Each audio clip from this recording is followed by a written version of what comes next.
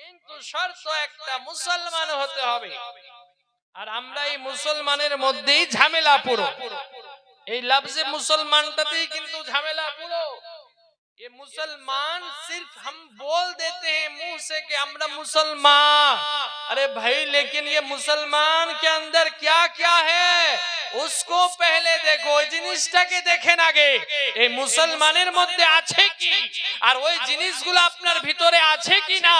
যদি ওইগুলো জিনিস আপনার ভিতরে থাকে তাহলেই মুসলমান, না হলে মুসলমান। বুঝতে পারলে?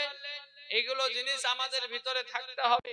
এই মুসলমান নিয়েই তো আমাদের ঝামেলা, যে আমরা বলছি কি নিজে নিজে মুসলমান, আমরা নিজেকে মুসলমান বলে দাবি করি। বলে আমরা কেমন মুসলমান শুনেন ভালো করে, শায়ের বলছে যে কেমন করে ঘুমাও তুমি, কেমন করে ঘুমাও তুমি, আর ফজর করে কাজা,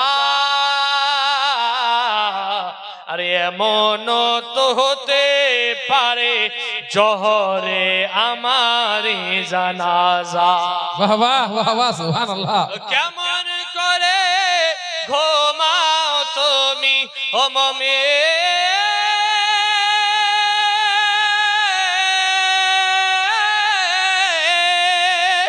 কেমন করে ঘুমাও তুমি ফজর করে কাজা,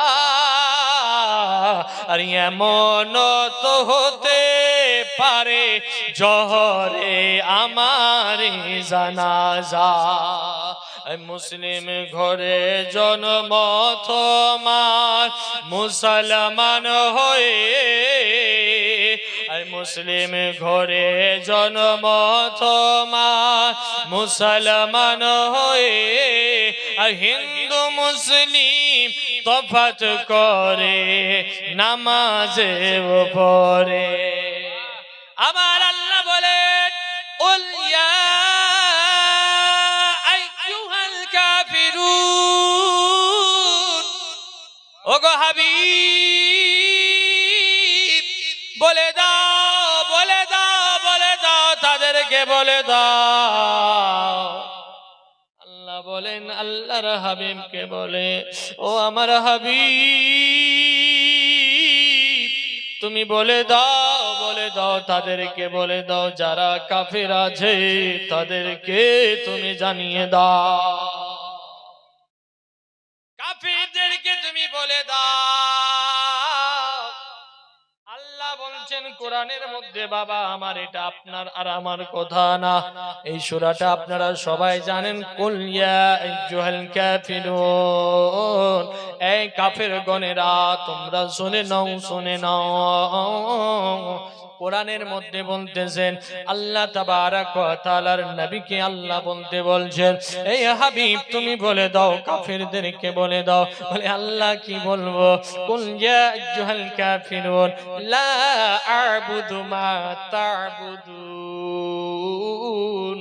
मैं नहीं करता, আমি করি না ইবাদত যার তোমরা ইবাদত করো।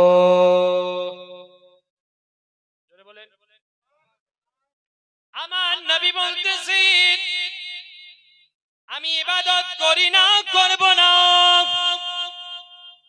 যাদের তোমরা ইবাদত করো, যাদেরকে তোমরা পূজো, তোমরা বুত পূজা করো, বুতদেরকে তোমরা মানো, বুতের কাছে গিয়ে তোমরা সাজদা করো, বুতের কাছে গিয়ে তোমরা হাত জোর করো, বুতের কাছে গিয়ে তোমরা তোমাদের মনের কথা বলো, কিন্তু আমি নবী ওই বুতের পূজা করব না, করি না, করব না।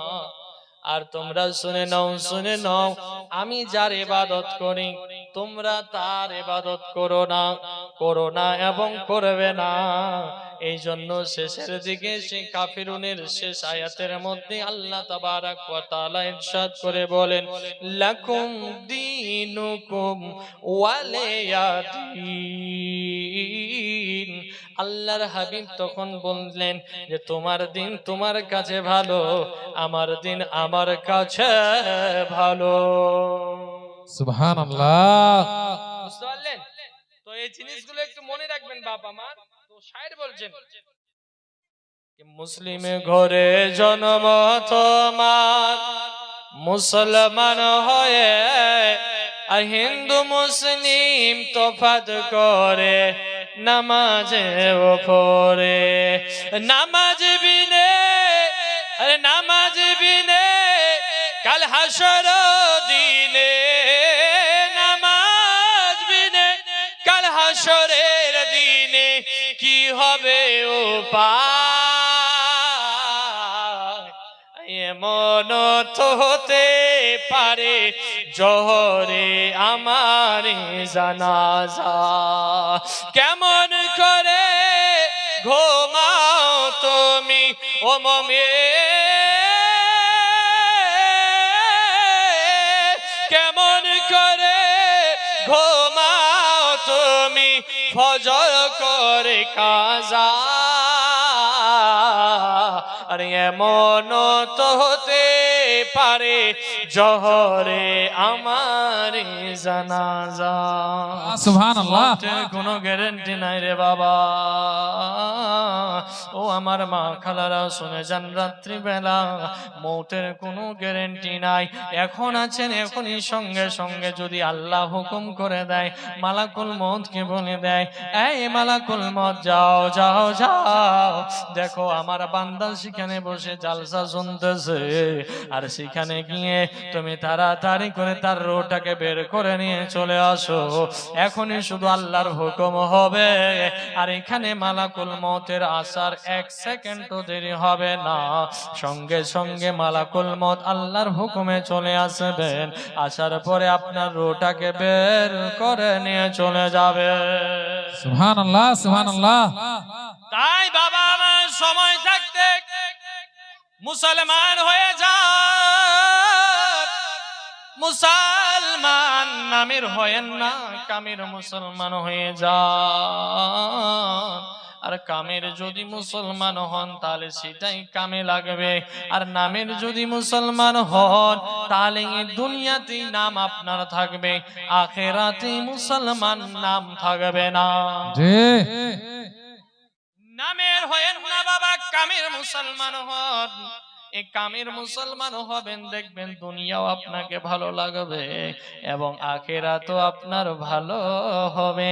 আল্লাহ আল্লাহ আমার নবী বলেন, আর দুনিয়া ওয়াসিজ্জুনুল মুমিনিন ওয়া জান্নাতুল লিল কাফিরিন।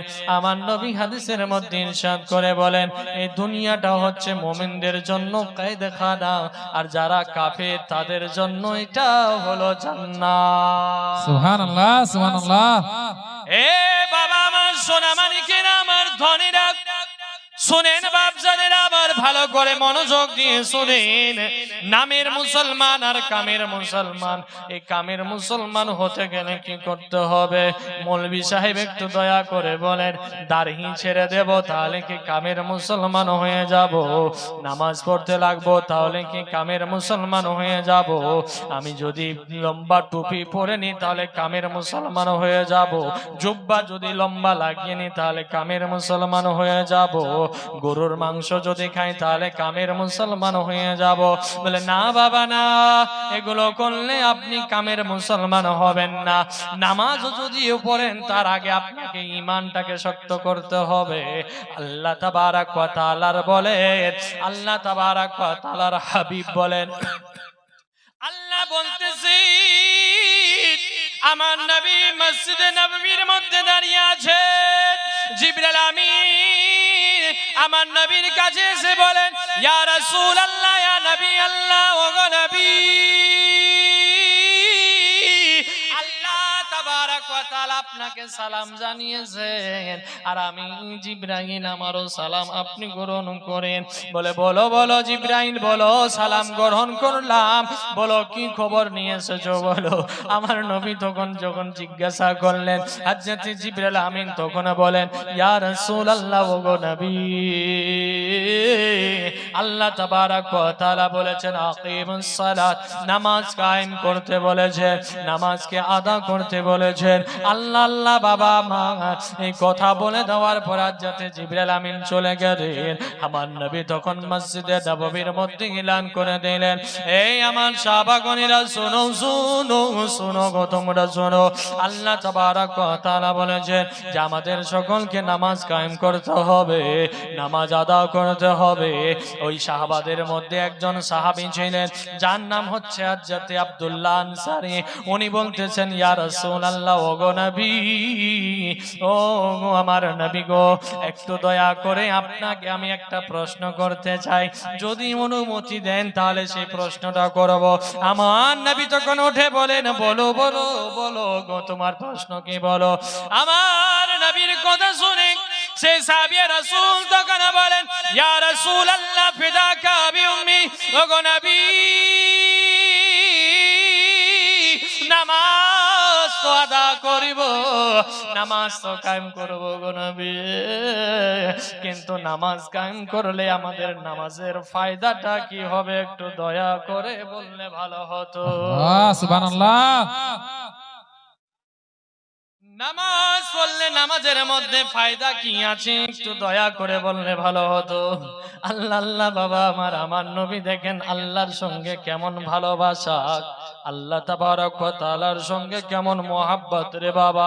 আল্লাহ তাবারক ওয়া তাআলা বললেন নামাজ কায়েম করো, আর আমার নবী বলতেছেন যে ব্যক্তি নামাজ পড়বে, আস-সালাতু মিফতাহুল জান্নাহ, যেই ব্যক্তি নামাজ আদা করিবে সেই ব্যক্তির নামাজ জান্নাতের চাবি হয়ে যাবে। সুবহানাল্লাহ। নারে তাকবীর, নারে রিসালাত, নারে রিসালাত। মাথার বাড়ি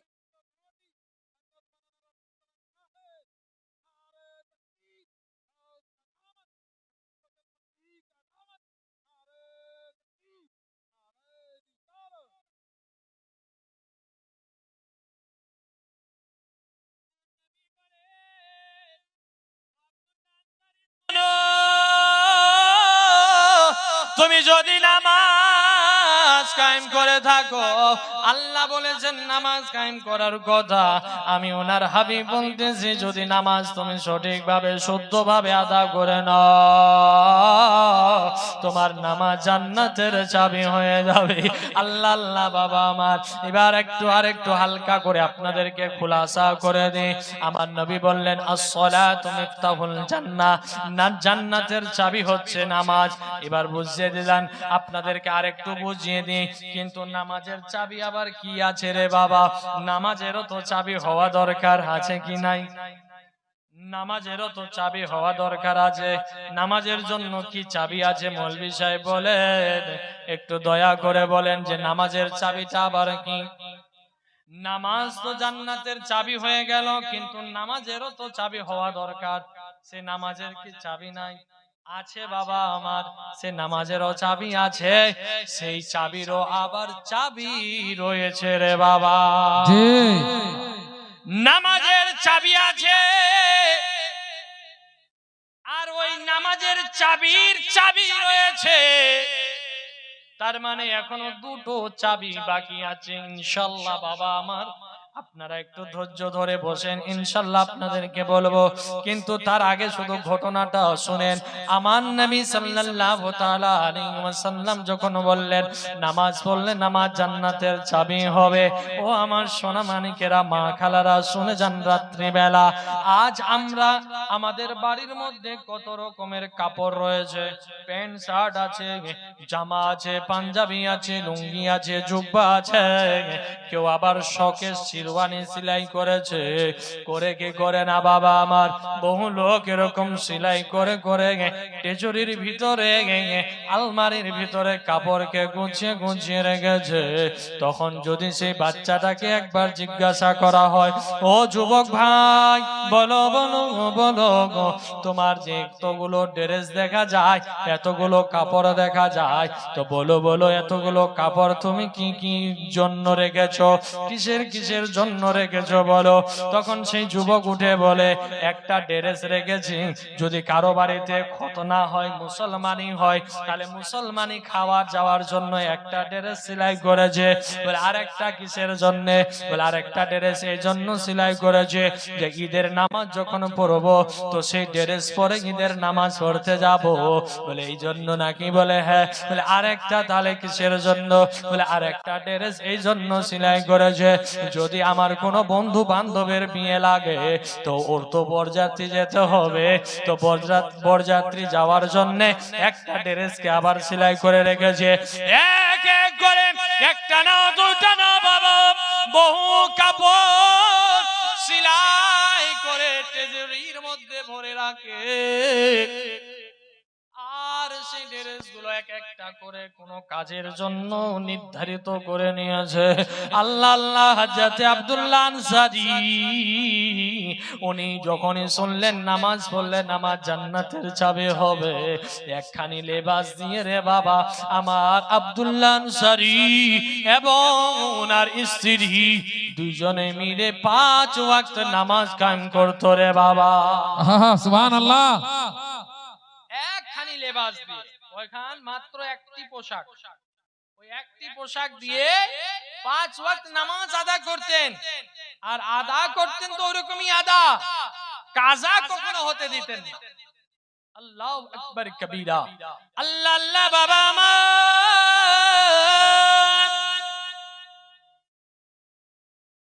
মসজিদে নববীর মধ্যে আছেন, আজান যখন শোনা যায়, ওই আজান শুনে সাহাবী রাসূল আব্দুল্লাহ আনসারী নামাজ পড়ার জন্য ছুটে চলে যান।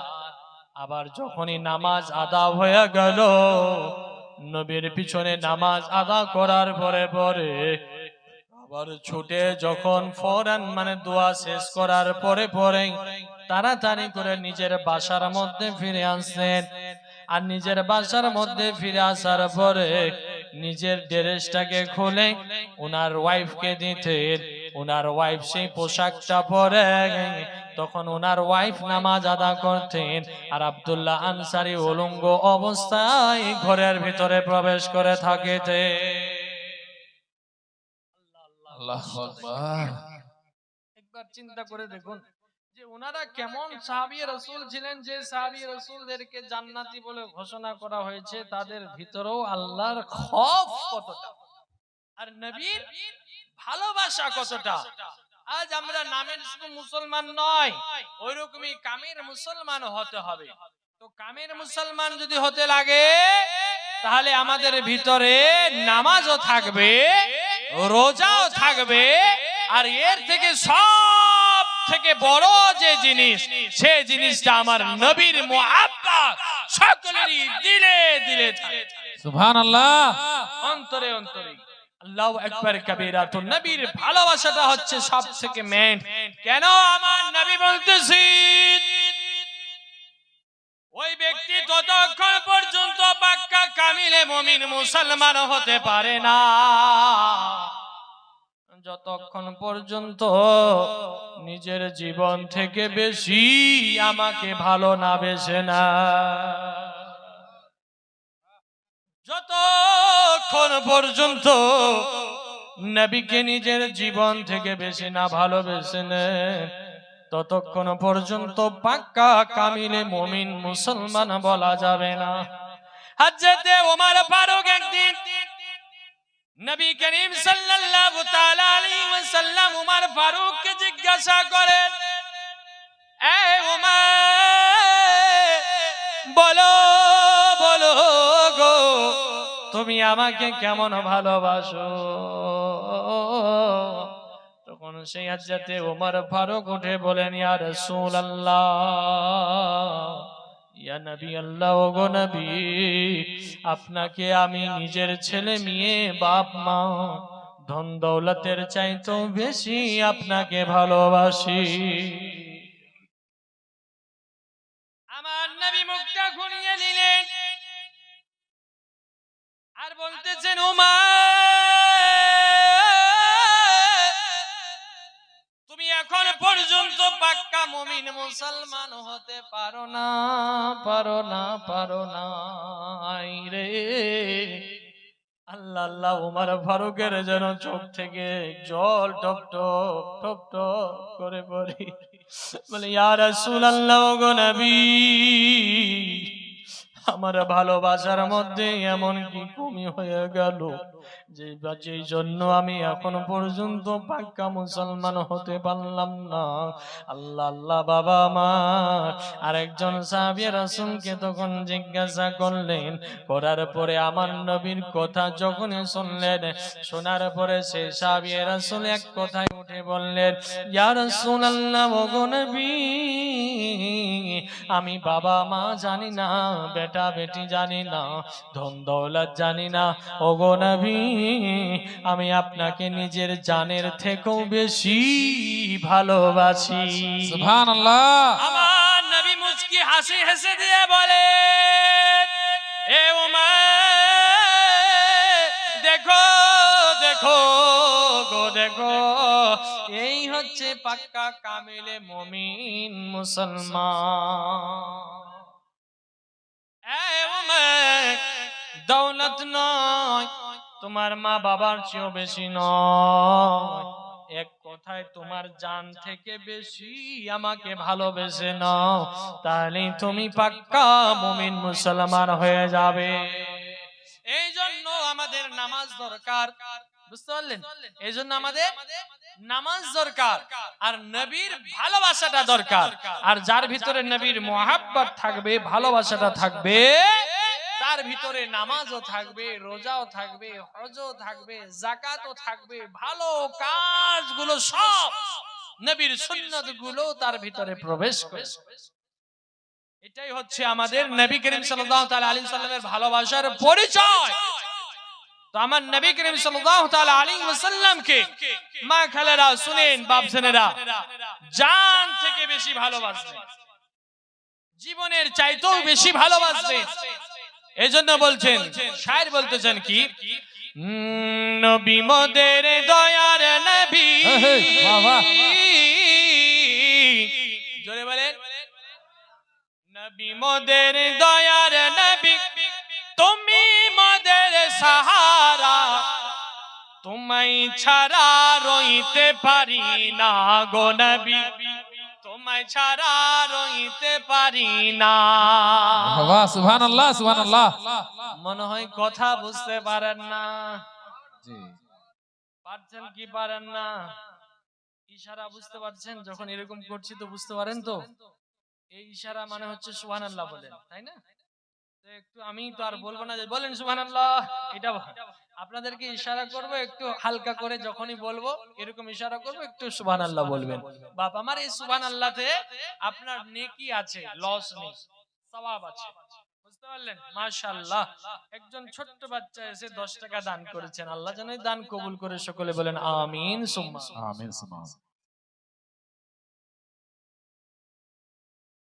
তো বাপসেনেরা আমার শায়ের বলছেন কি সুন্দর করে একটু মনোযোগ দিয়ে শুনবেন আর একটু ভালো লাগলে বলবেন ইয়া রাসূলুল্লাহ ইয়া হাবিবাল্লাহ সুবহানাল্লাহ পড়তে থাকবেন এতেও আপনাদের নেকি আছে শায়ের বলছেন নবী মোদের দয়ার নবী তুমি মোদের সাহারা তোমায় ছাড়া রইতে পারি না গো নবী তোমায় ছাড়া রইতে পারি না তোমার নূরে নূরেতে वाह वाह क्या बात है वाह তোমার নূরে নূরেতে জগৎ হলো উজালা তোমায় ছাড়া রইতে পারি না গো নবী তোমায় ছাড়া রইতে পারি না ওগো ওমর ফারুক উসমান গনি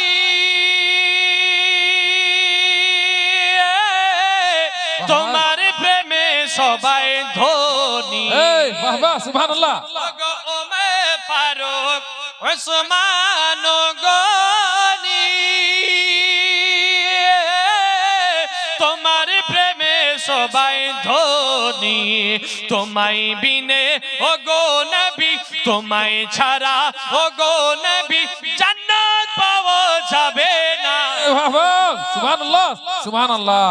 বাপজানেরা আমার, এই গজলটা আছে নবীর শানে। কিসের শানে? নবীর শানে। যে নবীর জন্য 18,000 মাখলুকাতকে সৃষ্টি করেছেন আল্লাহ তাবারক ওয়া তাআলা, যে নবীর জন্য দুনিয়া সৃষ্টি করেছেন, সেই নবীর শানে এই হচ্ছে কালাম। জি।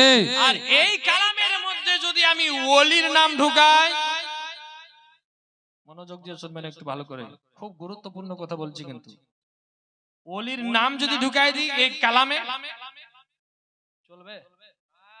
কোনো মতেই চলবে না, একদম নাজায়েজ, কোনো মতেই চলবে না। ওলি, ওলিদের শান কিছু আলাদা, আর নবীদের শান কিছু আলাদা। জি। বুঝতে পারলেন? তো বাপজানেরা আমার, এই জায়গাতে ওলির নাম ঢুকানো যাবে না, এখানে নবীর নাম ঢুকাতে হবে। জি ভাই। তো বাপজানেরা আমার, ভাই বেরাদারেরা, শুনছি কানের মধ্যে আওয়াজ এসেছে, তো তার জন্য আমি এই জিনিসটাকে আপনাদের কাছে একটু বললাম। হ্যাঁ, তো এই জিনিসটা মনে রাখবেন যে এই জিনিসটাকে যদি কোনো আল্লাহর ওলির ব্যাপারে যদি এরকম একটা মানকাবাত তৈরি করা হয় নবীর শানের নাথকে, তাহলে কিন্তু ওই কালাম পড়া চলবে না। বুঝতে পারলেন? যেখানে নবীর নাম আছে সেখানে নবীর নামকে রাখতে হবে। আচ্ছা বলেন তো বাপ, লা ইলাহা ইল্লাল্লাহ मुहम्मदुर रसूलुल्लाह, ताई ना? इकने ला इलाहा इल्लल्लाह के बाद अगर मैं किसी वली को घुसा दूं तो क्या होगा? मैं काफिर हो जाऊंगा? ईमान থাকবে না, ईमान শেষ হয়ে যাবে। ওলিকে ভালোবাসি আমিও, ওলিকে ভালোবাসেন আপনারাও। পীর, এই পীরকে কে ভালোবাসে না? সবাই ভালোবাসে। আপনারা হয়তো কেউ হুজুর মাশরুর মিয়ার মুরিদ, কেউ হচ্ছেন হয়তো হুজুর ফাসহি মিয়ার মুরিদ, কেউ হচ্ছেন হয়তো হুজুর আশরাফিয়া, হুজুর জালালউদ্দিন আশরাফির মুরিদ, लेकिन वली तो एक ही है, वली तो একটাই, তাই না বাপ আমার? এই ওলি সিলসিলা আসলো কোথা থেকে? ওই হুসেনের বংশধর থেকেই তো। ওই বংশধর থেকেই এই সিলসিলা চলে আসছেন, কেউ কালিমি, কেউ আশরাফি, কেউ রাজবি, কেউ ফাসহি। কিন্তু এই লাইন লাগছে অবশেষে গিয়ে কোথায়? আবার হুসেনের কাছে গিয়ে লাগছেন, হযরত ইমাম হুসেনের কাছে। আল্লাহু আকবার কবীরা। তো বাপ জানেরা আমার, এই শায়ের গজলের মধ্যে বলতেছেন খুব সুন্দর ভাবে, একটু মনোযোগ দিয়ে শুনবেন। আর নবীর জায়গায় নবীর নাম রাখবেন, ওলির নাম ঢুকাবেন না। এটা আপনাদের সকলের কাছে রিকোয়েস্ট আর আমার অনুরোধ। বুঝতে পারলেন? তো ওলির জায়গায় ওলিদের নামই রাখতে হবে ইনশাআল্লাহ। ওলির শানও একটি মানকাবাত বলবো যদি সময় পাই তো। আর এটা হচ্ছে নবীর শানে, তো একটু মনোযোগ দিয়ে শুনেন, একটু মহব্বতে বলেন ইয়া রাসূলুল্লাহ। ওগো ওমর ফারুক উসমান গনি, তোমার প্রেমে সবাই ধনী, তোমায় বিনে ওগো নবী, তোমায় ছাড়া ওগো নবী জান্নাত পাওয়া যাবে না। জোরে বলেন আল্লাহ। তোমায় ছাড়া রইতে পারি না গো নবী, তোমায় ছাড়া রইতে পারি না। তারপরে ছন্দ শুনেন, ওগো তুমি যদি না আসিতে,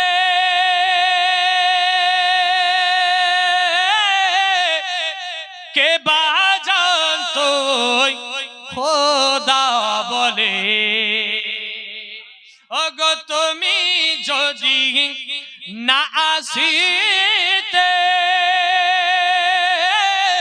কে বা জানতো খোদা বলে। তুমি এসে ওগো নবী, তুমি এসে ওগো নবী দিলে খোদার ঠিকানা। সুবহানাল্লাহ। নারে তাকবীর, নারে রিসালাত, নারে রিসালাত। পাথার বাড়ি যুব কমিটি, গাউস কা দামন, খাজা কা দামন, আবুল ফজল মসিহ কা দামন। নারে তাকবীর, নারে রিসালাত। তোমায় ছাড়া রইতে পারি না। বহুত খুব। নবী গো তোমায় ছাড়া রইতে পারি না বাবা আমার। তো বলছিলাম নামাজ পড়লে নবীর মুহাব্বত ভালোবাসা লাগবে, এটাই হচ্ছে শর্ত। যে নবীর জন্য 18,000 মাখলুকাতকে তৈরি করেছেন, যে নবীর জন্য আল্লাহ জান্নাত তৈরি করেছেন, যে নবীর ওসিলাতে জাহান্নাম তৈরি হয়েছে, যে নবীর ওসিলাতে আসমান জমিন সৃষ্টি হয়েছে, যে নবীর নূরের ঝলকে এই আদম জাতকে আল্লাহ তৈরি করেছে, সুবহানাল্লাহ, সুবহানাল্লাহ। সেই নবীর শান ও মান কিছু হবে আলাদা রে বাবা। সেই নবীর মুহাব্বত যতক্ষণ দিলের মধ্যে না থাকবে, আমরা ততক্ষণ পাক্কা কামিলে মুমিন মুসলমান হতে পারবো না। আল্লাহ আল্লাহ বাবা আমার হযরত আব্দুল্লাহ আনসারী একখানি লেবাস দিয়ে দুইজন স্বামী স্ত্রী নামাজ আদা করেন, করার পরে সাহাবাদের মধ্যে তখন আলোচনা হতে লাগলো। সাহাবারা যেন গুনগুন গুনগুন করতে লাগলেন। কি গুনগুন করছেন? বলে হে আব্দুল্লাহ আনসারী আগে নামাজ পড়তে আসতেন, আগে মসজিদের মধ্যে আসতেন তো অনেকক্ষণ ধরে আমাদেরকে সময় দিতেন, এখন যখনই নামাজ শেষ হয়ে যায় সঙ্গে সঙ্গে যেন নিজের বাড়ি ফিরে চলে যায়। ব্যাপারটা কি জিনিসটা জানতে হবে। আল্লাহ আল্লাহ বাবা মা আমার নবীর কানের মধ্যে আওয়াজ পৌঁছে গেল। পৌঁছে যাওয়ার পরে আমার নবী, দয়ার নবী, মায়ার নবী গো, উনি বলতেছেন কি আলোচনা হচ্ছে তোমাদের মধ্যে বলো। আল্লাহ আল্লাহ তখন সাহাবাগণেরা বলেন ইয়া রাসূলুল্লাহ নবী গো, এ আব্দুল্লাহ আনসারী যেদিন থেকে আপনি বলেছেন নামাজ পড়লে নামাজ জান্নাতের চাবি হবে, যেদিন থেকে বলেছেন নামাজ পড়লে নামাজের জান্নাতের চাবি হবে, সেদিন থেকে আব্দুল্লাহ আনসারী যেন মসজিদের মধ্যে আসে, আসার পরে নামাজ আদা করার পরে পরে সঙ্গে সঙ্গে যেন বাড়ি চলে যায়। এই জন্য আমরা বুঝতে পারছি না ব্যাপারটা কি, কেন এরকম করতে লাগলো। আগে তো এরকম ছিল না, এখন কেন যে এরকম হতে লাগলো। আমার নবী তখন বলতেছেন ও আমার সাহাবাগণেরা তোমরা চিন্তা করো না, আমি নবী নিজে আব্দুল্লাহ আনসারীর বাড়িতে যাব, যাওয়ার পরে এই জিনিসটার খবর আমি নবী নিজে নিয়ে আসব। সুবহানাল্লাহ। আল্লাহু আকবার কাবীরা। আমার নবী নামাজের পরে এবার যেন আব্দুল্লাহ আনসারীর বাড়ির দিকে রওনা হয়ে গেলে, হয়ে যাওয়ার পরে আস্তে আস্তে টুকটুক টুকটুক করে আমার নবী যেন আব্দুল্লাহ আনসারীর বাড়ির দিকে চলে যায়। আব্দুল্লাহ আনসারী বাড়ির মধ্যে প্রবেশ করে আছেন, ওনার স্ত্রী বাড়ির মধ্যে প্রবেশ করে আছে। এবার আমার নবী দরজার মধ্যে গিয়ে ঠক ঠক ঠক ঠক করে আওয়াজ দেয়, বলে দরজার মধ্যে আমার নবী গিয়ে হাজির। রাহমাতাল লিল আলামিন, মায়ার নবী, দয়ার নবী আব্দুল্লাহ আনসারীর বাড়ির গেটে দাঁড়িয়ে আছেন। আওয়াজ দিলেন, দেওয়ার পরে কোনো আওয়াজ আসলো না। তখন আমার নবী বলছেন আসসালামু আলাইকুম। আমার নবী সালাম দিলেন। ওক্তা সাল্লাল্লাহু আলাইহি ওয়াসাল্লাম দাঁড়িয়ে যান, নারে তাকবীর। সালাম গিয়ে হাজির। হুজুর যদি আমাকে এই ওয়াকিয়াটা বলার একটু খালি সময় দেয় তাহলে বলবো, নাহলে মাইক দিয়ে দেব হুজুরের হাতে। তো হুজুরের কাছে জাস্ট 10টা মিনিট সময় শুধু চেয়ে নিচ্ছি। তো বাপজানেরা আমার, আব্দুল্লাহ আনসারীর গেটের মধ্যে আমার নবী হাজির হলেন, আওয়াজ দিলেন, সালাম দিলেন, কোনো জবাব যখন পেলেন না, একবার সালাম দিলেন, দ্বিতীয়বার সালাম দিলেন, তৃতীয়বার সালাম দিলেন। কয়বার? 3 বার। তোমার মতো, আমার মতো, আপনার মতো, আমাদের মতো ডাকু নাই, চোর নাই যে যাবে আর ভিড়িম ভাড়াম করে দরজা খুলে ঢুকে গেল ঘরে। মানুষের বাড়িতে নিয়ম শিখেন, আদব শিখেন, আমার নবীর কাছ থেকে ব্যবহার দেখেন। এই জিনিসটা যদি আপনিও পালন করেন, আমিও যদি পালন করি, তাহলে নবীর সুন্নতের উপরে আমল হলো কি, তাই না? নবীর সুন্নাত হলো বাড়ির গেটের মধ্যে কারো যাওয়ার আগে যখন তুমি গেটের মধ্যে হাজির হয়ে গেলে তো আগে দরজার মধ্যে আওয়াজ দাও, যদি আওয়াজ না আসে ভিতর থেকে কোনো, তারপরে তুমি আগে সালাম দাও একবার জোরে করে, ওই সালামের জবাব যদি না আসে তারপরে আবার সালাম দাও, ওটারও জবাব যদি না আসে তৃতীয়বার আবার সালাম দাও, ওই সালাম দেওয়ার পরে ওটারও জবাব যদি না আসে তাহলে ওই বাড়ির দরওয়াজা থেকে আপনি রওনা হয়ে যান, আর বাড়ির ভিতরে আপনাকে ঢোকার দরকার নেই। আমার নবী দয়ার নবী মায়ার নবী গো দরজার মধ্যে 3 বার সালাম দিলেন, দেওয়ার পরে যখন কোনো জবাব আসলেন না ভিতর থেকে, আমার নবী যেন আব্দুল্লাহ আনসারীর বাড়ির দরজা থেকে আবার রওনা মসজিদের দিকে হয়ে গেলেন। হয়ে যাওয়ার পরে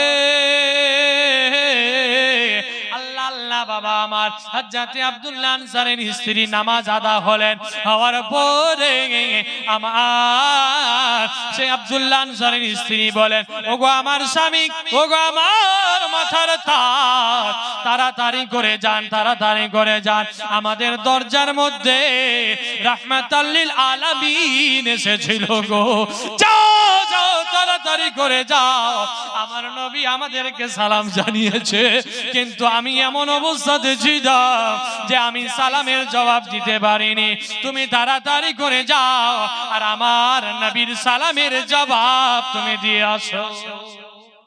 আল্লাহ আল্লাহ দরজা খুলে দেখলেন নবী যেন বহু দূর চলে গিয়েছেন।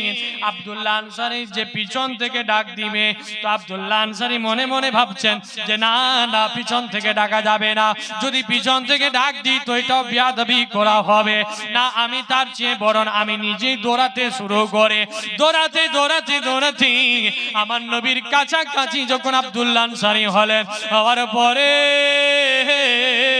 আমার নবীর কানের মধ্যে যখন ওই পায়ের আওয়াজ যখন যেতে লাগলো যে আমার পিছনে কেউ হয়তো দৌড়াচ্ছে, আমার নবী দাঁড়িয়ে গেলেন, দাঁড়িয়ে যাওয়ার পরে পিছনে ঘুরে দেখেন যে আব্দুল্লাহ আনসারী যেন ছুটে আমার কাছে আসে, আর যখনই আমার নবীর সামনাসামনি রুবারু যখন আব্দুল্লাহ আনসারী হলেন, হওয়ার পরে আমার আব্দুল্লাহ আনসারী বলেন, ওয়া আলাইকুমুস সালাম ইয়া হুজুর, ওয়া আলাইকুমুস সালাম ইয়া হুজুর, ওয়া আলাইকুমুস সালাম ইয়া হুজুর।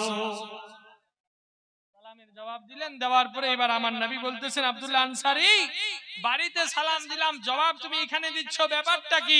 বলে ইয়া রাসূলুল্লাহ একটু বাড়িতে চলেন তাহলেই বুঝতে পারবেন, অনেক লম্বা ঘটনা আছে বাপ আমার, তাই আমি ঘটনাটা আর বেশি লম্বা করছি না, বাস এটুকুই কথা আপনাকে বলে শেষ করে দিচ্ছি বক্তব্য। বাড়ির মধ্যে নিয়ে গেলেন আমার নবীকে, আব্দুল্লাহ আনসারী বলেন ইয়া রাসূলুল্লাহ একটু বাড়িতে গেলে খুব ভালো হতো। আমার নবী দো জাহা হুজুর সাল্লাল্লাহু তাআলা আলাইহি ওয়াসাল্লাম বাড়ির মধ্যে গেলেন, যাওয়ার পরে এবার সেই বাড়ির ভিতরে যখনই প্রবেশ করলেন, করার পর আমার আব্দুল্লাহ আনসারী বলেন, ইয়া রাসূলুল্লাহ নবী গো, যেদিন থেকে আপনি বলেছেন নামাজ পড়লে নামাজ জান্নাতের চাবি হবে, সেদিন থেকে আমি আব্দুল্লাহ আনসারী আর আমার স্ত্রী দুইজন মিলে একখানি লেবাস দিয়ে আমরা নামাজ আদা করতেছি গো নবী। আমি যখন নামাজ আদা করতে যাই আমার স্ত্রী উলঙ্গ অবস্থায় এই গর্তের ভিতরে প্রবেশ করে থাকে, আর আমি নামাজ আদা করে আসার পরে আমি উলঙ্গ অবস্থায় গর্তের ভিতরে প্রবেশ করে থাকি, আর আমার স্ত্রী সেই লেবাস পরে নামাজ আদা করে। এই জন্য আপনার সালামের জবাব আমরা কেউ দিতে পারিনি। আমার নবী তখন বললেন, চলো একটু দয়া করে সেই গর্তটা দেখাও, শরীয়তের মধ্যে আছে না বাইরে আছে? আমার নবী দেখলেন উপর থেকে ঢুলকি মেরে দেখতেছে যে সেই গর্তের ভিতরে এত অন্ধকার, এত অন্ধকার যে বোঝা যায় না সে গর্তের ভিতরে ছেলে আছে না মেয়ে আছে। তখন আমার নবী বলেন, হে আব্দুল্লাহ আনসারী, তোমার চিন্তা করতে হবে না, করতে হবে না, আজ থেকে তুমি মনে করে নাও তুমি তোমার জান্নাতে চাবি হাসিল করে নিলে। সুবহানাল্লাহ, নারে তাকবীর, নারে রিসালাত, নারে রিসালাত। পাঠানবাড়ি যুব কমিটি মাওলানা রফিকুল ইসলাম সাহেব, নারে তাকবীর, নারে রিসালাত। ইয়া রাসূলুল্লাহ সাল্লাল্লাহু তাআলা আলাইহি ওয়াসাল্লাম তো নামাজ আদা করলেন, আমার নবী করিম সাল্লাল্লাহু আলাইহি ওয়াসাল্লাম বলেন, আব্দুল্লাহ আনসারী জান্নাতের চাবি তোমার হাসিল হয়ে গেছে। তো যাক বাপছেন, এটা আমার ভাই বেরাদারেরা, তো আমাদের এখান থেকে বোঝা গেল যে আমরা যদি আল্লাহ তাবারক ওয়া তাআলার কাছে কিছু চাইতেও হয়, দেখেন না আপনারা, দেখেন একটু ফলো করেন, আপনার বৌমার এখন অপারেশন রুমে অপারেশন করার জন্য ডাক্তার আছে, অপারেশন রুমে ঢুকানো আছে আপনার বৌমাকে। এবার আপনার বিয়াইন তখন ফোন করে বলছেন, আপনার বিয়াই ফোন করে বলছে, বিয়াই একটু দয়া করে 2 রাকাত নফল নামাজ পড়ো। কেন? বলে বউ আমার বেটিকে আপনার বৌমাকে অপারেশন রুমে ঢুকানো আছে, তার এখন অপারেশন হবে, 2 রাকাত নফল নামাজ পড়ে আল্লাহর কাছে একটু দোয়া করে। বলে কি বলে না? বলে না বাবা মা, এই নামাজটা হচ্ছে জারিয়া। আল্লাহর কাছে আপনি যে চাইবেন কিছু, আল্লাহ তাবারক ওয়া তাআলা কোরআনের মধ্যে বলতেছেন, ইয়া আইয়ুহাল্লাযীনা আমানুস্তাঈনু বিস-সাবরি ওয়াস-সালাহ। আল্লাহু আকবার কবীরা, কে নামাজ আদা করো, এই ঈমানওয়ালো নামাজ আদা করো, আর নামাজের মধ্যেই থেকে তুমি আমার কাছে মদদ তলব করো, কিছু চাও। अल्लाह अकबर कबीरा, इन्नल्लाह मा'स-साबिरीन, सब्र करने वालों के साथ अल्लाह होता है। সবর যে করে তার সঙ্গে আল্লাহ থাকে, আল্লাহ সাথ দেন। তো বাপ জানেরা, আমার ভাই বেরাদারেরা, ও আমার সোনা মানিকেরা, তো আমাদের হচ্ছে জারিয়া ওসিলা এই নামাজ। নামাজকে আদা করতে হবে, নামাজ আদা করে আল্লাহর কাছে কিছু চাইতে হবে। আপনি পড়েন না বাপ আমার রাত্রে তাহাজ্জুদের নামাজ, আপনি পড়েন না সাবে কাদরের নামাজ, আপনি পড়েন না সাবে বারাতের নামাজ, আপনি পড়েন না লাইলাতুল বারাতের নামাজ, আপনি পড়েন না সাবে মিরাজের নামাজ, আর নামাজের মধ্যে আল্লাহর কাছে মদদ চান। সাবে বারাতের রাতটা গেল, আল্লাহ বলছেন, হে আমার বান্দারা, যখন শবে বরাতের দিন আসে, সূর্য যখন ডুবে যায়, ডুবার পর থেকে নিয়ে সূর্য ওঠা পর্যন্ত আমি আল্লাহ প্রথম আসমানে নুজুল হয়ে থাকি, আর আমি বান্দাদেরকে ডাকি, হে আমার বান্দারা, আছো কেউ আমার কাছে মাগফিরাত চানে वाला, আমি আল্লাহ তার গুনাহকে maaf করে দেব। সুবহানাল্লাহ, সুবহানাল্লাহ। ও মদিনা মাটি রে, সকল সুখ বুঝি তো কপালে। গজলটা খুব পুরাতন, কিন্তু মনোযোগ দিয়ে একটু ভালো করে শুনেন, ঈমান তাজা হয়ে যাবে। জোরে বলেন ইয়া রাসূলুল্লাহ। আর যদি এটা না লাগে তাহলে আরেকটা নতুন বলবো। হ্যাঁ, নতুন শুনবেন? जिनारा सुनবেন একবার মহব্বতে বলেন ইয়া রাসূলুল্লাহ, আর একটু মহব্বতে ইয়া হাবিবাল্লাহ।